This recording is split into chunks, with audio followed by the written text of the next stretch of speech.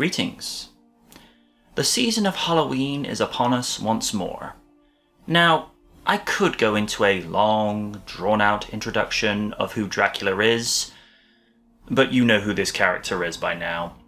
So with that said, let us journey back to the Victorian Age as we relive Bram Stoker's Dracula. Dark, gothic, moody, atmospheric, and surprisingly very erotic.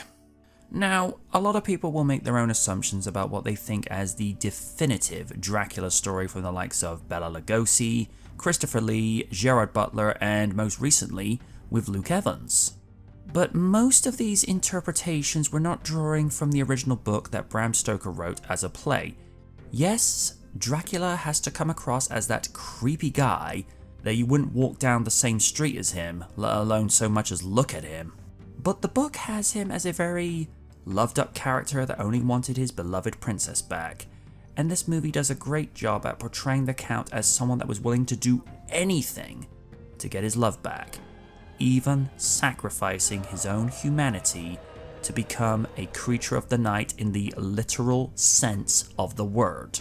I think that's what makes the character such a complex one in this movie, as he has the necessary aspects that make him a feared monster, but he also values company and that love is the greatest and most pure thing, or as he says it, the luckiest man who walks on this earth is the one who finds true love.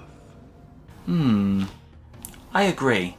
I mentioned at the beginning there is a very heavy erotic theme in this movie. And oh boy, is it ever. Whether it's Lucy with the way she behaves around potential suitors, or to when Dracula is seducing her as the wolf creature before he's delivered to London, even the scene with Dracula's gypsies and Jonathan is very erotic.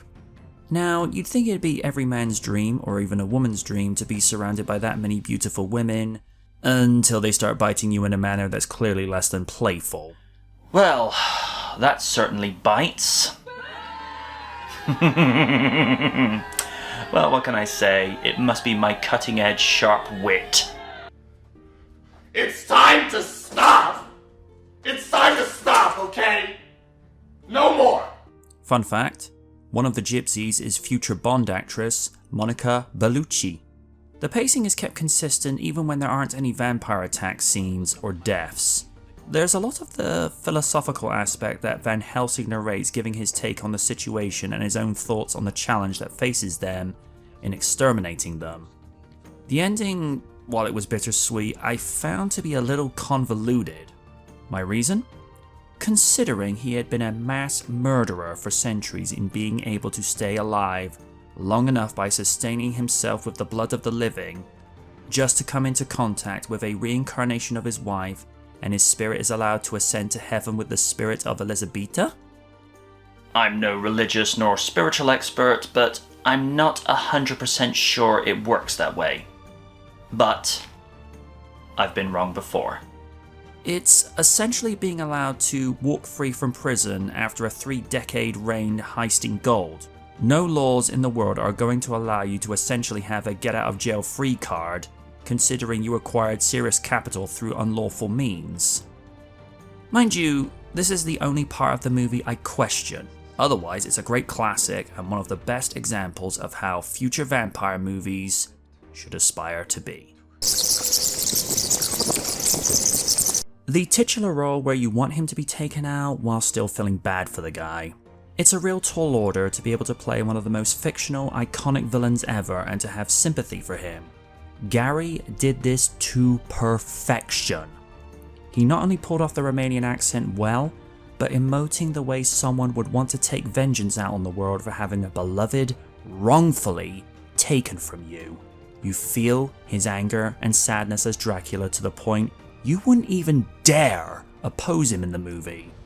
Of course, not that you'd want to, as you'd end up as an hors d'oeuvre. Unless of course your name is Buffy Summers, in which case you would just stake him, which he did in Season 5, Episode 1. The only critique I will give, not on Oldman's part, is that he never got nominated for an Oscar with this performance. Ryder delivers in spades with her dual role as the princess and her reincarnation as Mina. She really portrays the uncertain nature Mina has about herself, Jonathan, and towards her sweet prince. It's that conflicting nature that provides for a good performance when you love someone, despite hating what they've done and yet still wanting to be with them. Plus, she pulls off the accent well. And we go from the king of the vampires to the king of chewing the scenery. It's no secret that Sir Anthony Hopkins is legendary for being an overacting eccentric when it comes to roles like this, closely followed by RDJ's scenery chewing in The Natural Born Killers 2 years later. Hopkins is very much a method actor like Oldman and commits to the role from not only the accent but to the mannerisms and nuances of Van Helsing. Here's just a few highlights. But I to worry for all young lovers. Do not fail here tonight. We are dealing with forces beyond all human experience and enormous power. So guard her well. Jack! Here, sir. I starve. Feed me. Now, Keanu is a national treasure, one of the most humble and pleasant people on the planet, so I am going to be nice with this. His performance was fine with his facial acting to some of the more disturbing acts in Dracula's castle with the baby, and to how he conducts himself as an estate agent. It's just the English accent he uses comes across as really contrived. Now, this could be down to his vocal coach, as most actors, if they're not native to the character's nationality they're portraying, will go through vocal lessons to get the pitch, cadence, and delivery perfect. A good example of this is anytime you see Andrew Garfield, Christian Bale, and Henry Cavill as Spider-Man, Batman, and Superman, respectively. Even Chloe Moretz, when she acted in the movie Hugo, you'd be forgiven for thinking that she was English with the accent she gave. A good performance as someone who has many questions about the situation concerning Renfield as well as his concerns, but I feel like if you wrote this character out of the movie, would it change anything? Carrie doesn't have as many speaking lines as the rest of his castmates, but he does provide that voice of common sense when he cannot comprehend the madness that is happening around him.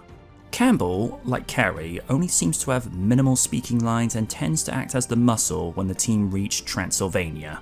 There seems to be a recurring theme in this movie. When you have Anthony Hopkins chewing up the scene, you get others doing the same in kind. In the case of Sadie Frost, the energy she exudes around her potential male suitors has her acting up.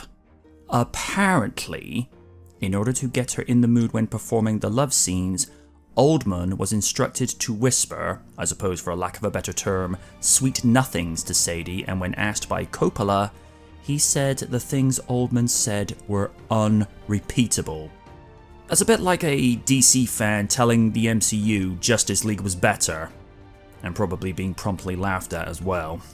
This guy plays his role way too well as the committed Mr. Renfield. Having spent time in the company of Dracula, he looks around like he's high on something, contemplating the complexities of the universe. Coppola was adamant in that the movie could be done with antiquated special effects for the movie and not contemporary visual effects or anything that would be computer generated. When you take into account that in the story was the birth of film, it's actually more appropriately befitting to use said antiquated effects as it adds a certain look to the film that feels otherworldly. Particularly in this scene where some of the Dracula brides are seen crawling up the wall in reverse. It's that kind of unnerving feeling that makes you question what you're seeing. And that's the point. It's to set you off balance with this horror story that you're witnessing. Similar thing with the steam locomotives with forced perspective.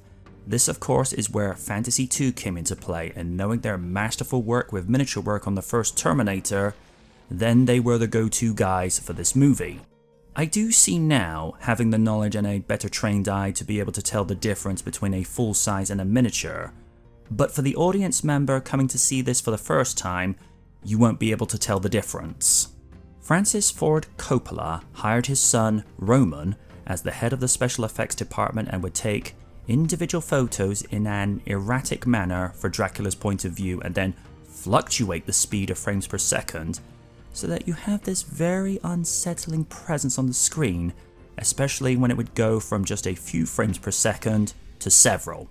The prosthetic costumes that would be used for when Dracula would go into beast modes is very gruesome. When he's either a wolf or a bat humanoid creature is something you shouldn't see before going to sleep, especially with the creepy red eyes in the shadows.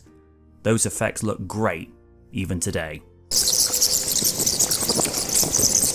The score that was composed by the late Wojciech Kilar produced what I consider to be a mix of some of the most unsettling tracks with equally some of the most tender and comforting themes. The unsettling range are of Dracula being Dracula on the hunt, and some of the most touching. It comforts me. He likes you. This is what a good score does for any movie, regardless of family-friendly, action-adventure, romantic, or in this case, horror romance.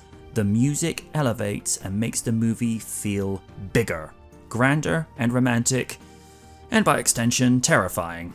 And to top it all off, you have the legend that is Annie Lennox, performing what I can only describe as the beautifully haunting love song for a vampire, of which she goes the whole 9 yards in the music video. But if you know Annie by this point, she's known for being theatrical and eccentric with the visuals. And to see her with the ivory Gothic makeup and the contact lenses to give off this vampiric look is truly mesmerizing. The movie took in a profit of $215.9 million against a budget of $40 million. Adjusted for 2023, then it would now be worth $464 million. Roger Ebert gave it 3 out of 4 stars. I enjoyed the movie simply for the way it looked and felt. Production designers Dante Ferretti and Thomas Sanders have outdone themselves.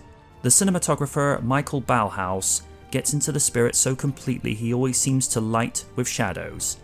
Ebert did, however, voice criticisms over the film's narrative confusions and dead ends. Alan Jones in the Radio Times said, "Eerie, romantic, and operatic. This exquisitely mounted revamp of the undead legend is a supreme artistic achievement.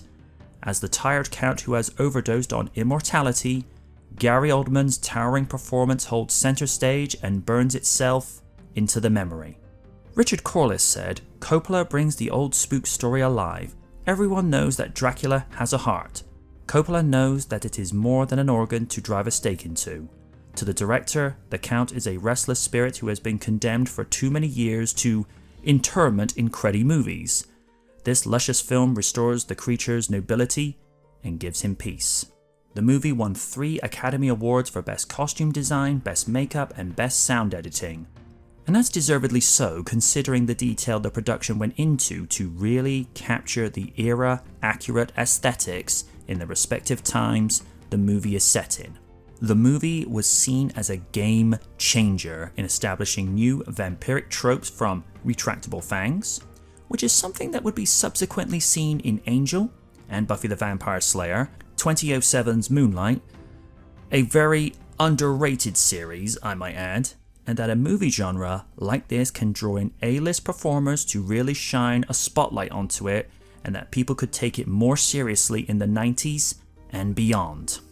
The Simpsons Treehouse of Horror episode in 1993 has a parody of the movie with Bart Simpson's Dracula, with Mr. Burns as the vampire, which is a little too on the nose for mine and many others' tastes.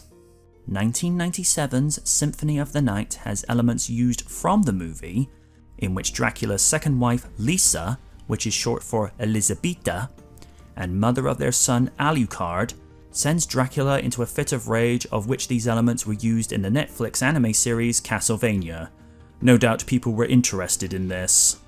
The movie has been enjoyed since 1992 on VHS, Laserdisc, DVD, Blu-ray, and now 4K.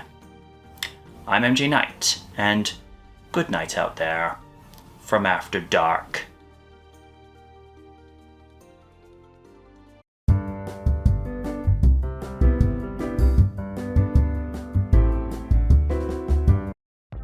After the arrival of the Superman, we see a confrontation of two iconic men, the last son of Krypton versus the Dark Knight.